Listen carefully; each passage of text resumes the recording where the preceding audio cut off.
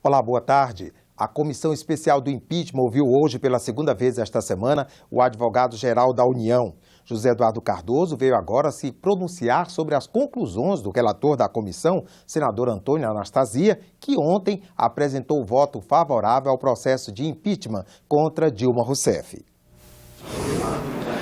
Vossa Excelência esqueceu algo central da tese da defesa, que é o decreto de contingenciamento. Vossa Excelência não analisou essa questão. Você não analisou que nós afirmamos a defesa que não havia ofensa à meta fiscal porque houve contingenciamento. Não está no relatório, isso não foi dito. Você esqueceu disso. E chega a dizer o senador Anastasia, eu nunca vi golpe com direito de defesa. Não, eu já vi. Eu já vi golpe com direito de defesa, eu já vi injustiça com direito de defesa. E os processos de Moscou não tinham direito de defesa, senador Anastasia? O julgamento de Sócrates não teve direito de defesa, senador Anastasia? Todos os julgamentos mais iníquos da humanidade foram feitos com direito de defesa. Todos.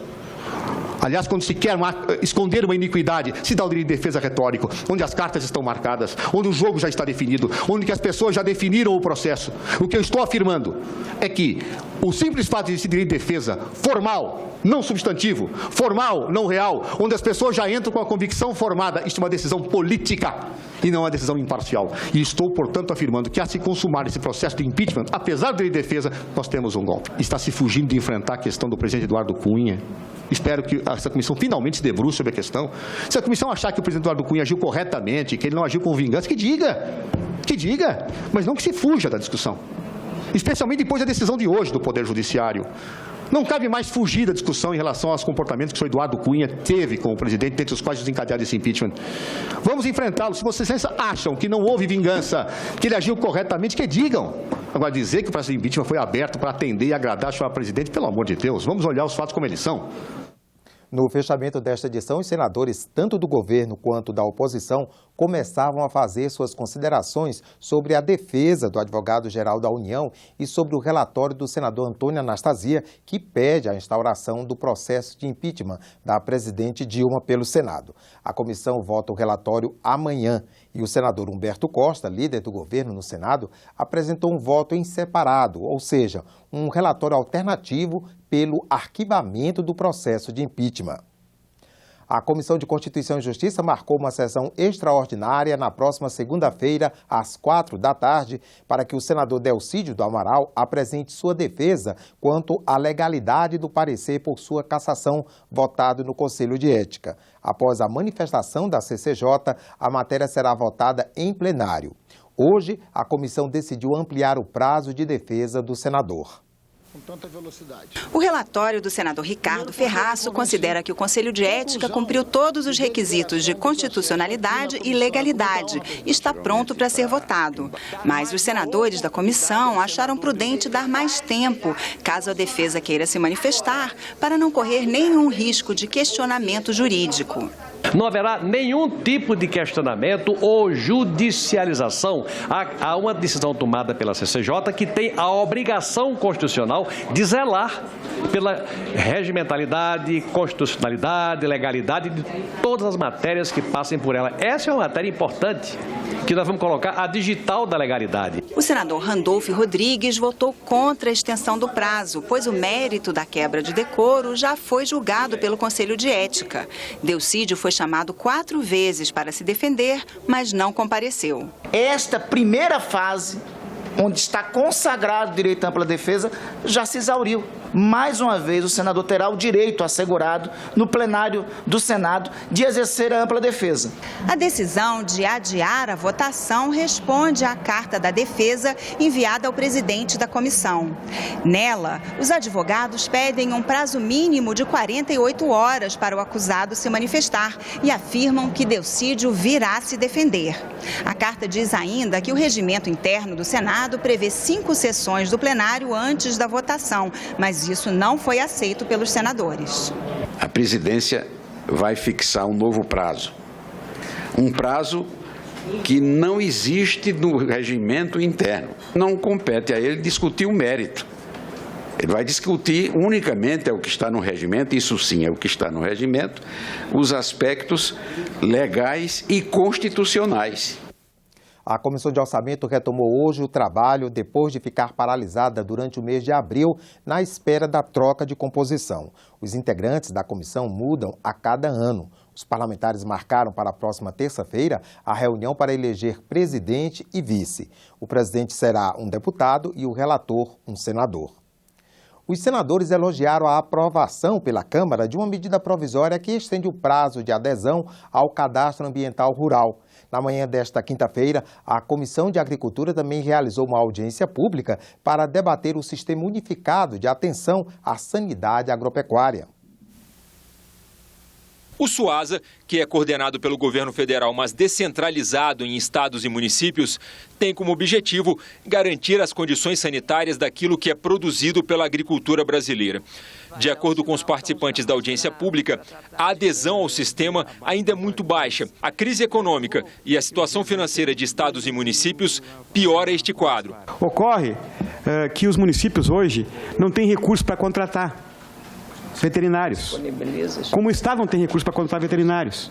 Como a União também não tem recursos para contratar veterinários. Tendo em vista que hoje apenas 14 municípios do Brasil e 3 consórcios aderiram ao SUASA. Apenas.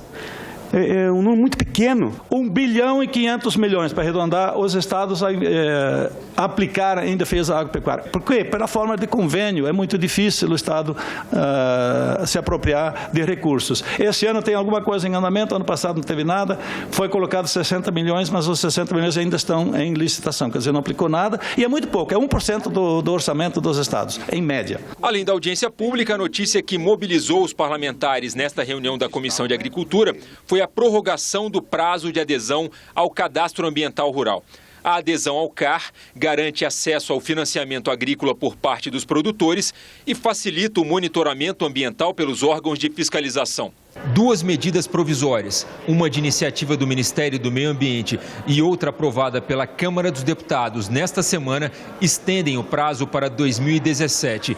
De acordo com o senador Blairo Maggi, estas decisões beneficiam os pequenos agricultores. Daqui para frente, os problemas os casos que estão ficando são casos menores, são de pequenos agricultores, de assentamentos, dificuldades com INCRA, etc.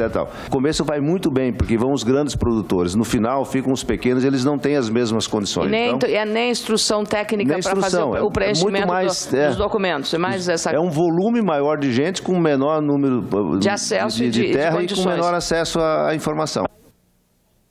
Esclarecendo, a MP aprovada pela Câmara prorroga o prazo de declaração do cadastro para o último dia deste ano. Já a MP publicada hoje no Diário Oficial da União beneficia somente os pequenos produtores e amplia o prazo de cadastramento para o dia 5 de maio do ano que vem. As condições do sistema prisional foram debatidas por especialistas na Comissão de Direitos Humanos. Confira trechos de algumas falas durante a audiência pública. Na forma como o sistema carcerário brasileiro se encontra atualmente, é possível a reinserção social da população carcerária? O que pode ser feito com os recursos que atualmente dispomos para modificar o retrato degradante do sistema prisional? Não se investir na ressocialização é burrice, é jogar dinheiro no ralo. Realmente precisa se investir. E para se conseguir essa ressocialização a contento, a gente precisa e muito do auxílio da família. Se ele não quiser trabalhar, é uma decisão dele, mas o Estado tem a obrigação de ofertar isso para ele. Se a gente não conseguir nem ofertar, a gente não está cumprindo com a nossa função.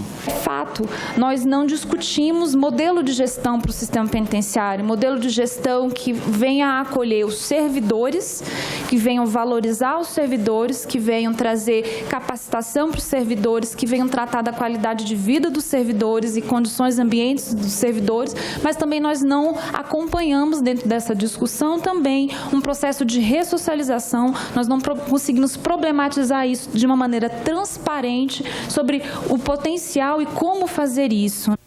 64% de mulheres hoje encarceradas que estão vinculadas a pequenos delitos, a pequenos delitos vinculados sobretudo ao tráfico de drogas, casos em sua grande maioria de mulheres que não precisavam estar no sistema penitenciário e que poderia ter outra resposta do judiciário em relação a isso. Quem não for idoso, nem tiver alguma deficiência e estacionar o carro nas vagas reservadas a essas pessoas, comete infração considerada agora gravíssima, com multa e remoção do veículo. Também passa a ser considerada gravíssima se recusar a fazer o teste do bafômetro, perícia ou procedimento semelhante. A penalidade é a mesma para quem dirige embriagado. Multa e suspensão do direito de dirigir por 1 ano, além de retenção da carteira de motorista e do veículo.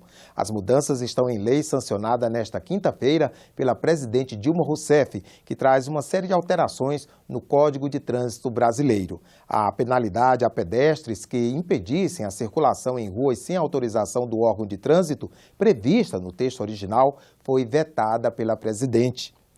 Outras notícias na página da TV, senado.leg.br/TV. Lá você encontra também nossos programas e documentários. Obrigado pela audiência e continue com a nossa programação.